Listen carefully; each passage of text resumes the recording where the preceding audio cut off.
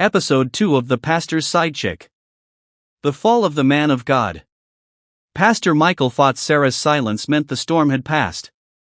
He was wrong. A month after she left the church, someone leaked screenshots of late-night messages between him and Sarah to a gossip blog. The messages were unmistakable pet names, promises, and even a photo he had once sent her of himself in a hotel room during a men's retreat. Within hours, the story was everywhere. Members of Grace Fountain Ministries woke up to see their pastor's face on blogs with headlines like "Married Pastor in Lagos Exposed by Sidechick." On Sunday morning, only half the congregation showed up. The atmosphere was heavy, filled with whispers and eyes that refused to meet his. Pastor Michael tried to preach, but the words felt hollow. His usual commanding voice wavered, and sweat beaded on his forehead even though the ceiling fans were on full blast. Sister Clara sat in the front row, head high, face expressionless. To outsiders, she looked like a supportive wife, but those who knew her well could see she was done. By midweek, the church elders called an emergency meeting.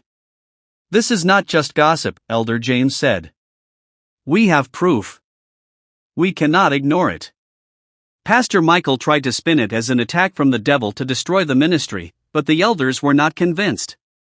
Some had already received angry calls from their wives telling them they would not step foot in the church again until the matter was addressed. The final blow came when the landlord of the church property served them a notice to vacate. He didn't want immoral activity associated with his building. Clara quietly packed her things and moved into her sister's home in Abeokuta. She didn't announce her decision, she simply left. When Michael came home that evening to find the wardrobe empty, he sat on the bed for hours, staring at nothing.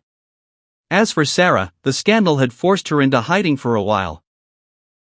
Her boutique sales dropped after customers recognized her from the blogs. Some called her names online, others sent her Bible verses in her DMs. But the shame clung to her like a bad smell. In markets, she caught people staring. In taxis, she heard passengers discussing that girl who ruined a pastor's marriage. 3 months later, Pastor Michael resigned for a season of prayer and reflection. The elders replaced him with a soft-spoken assistant pastor who preached about humility and repentance for weeks on end. Nobody saw Michael in Benin again.